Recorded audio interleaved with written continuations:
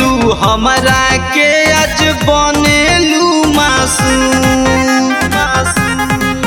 सोना के कदर सोनार जाने तोहरा के का मालूम। तू परख न पैलू हमरा के आज बनेलू मासूम। आज बनेलू हमरे होते न मार्केट में आज नाम करेलू तू।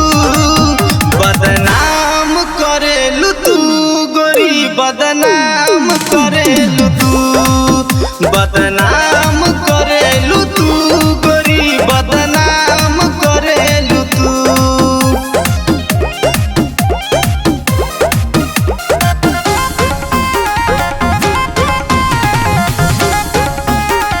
Music by Rakesh Daddy.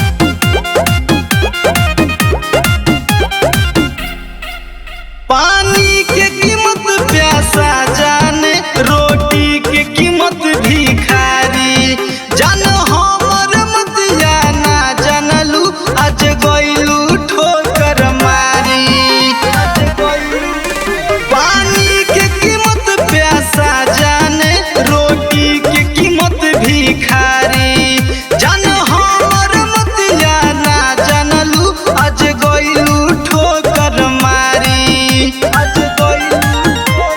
हद से हो ज्यादा गिरल गंदा काम करेलू तू।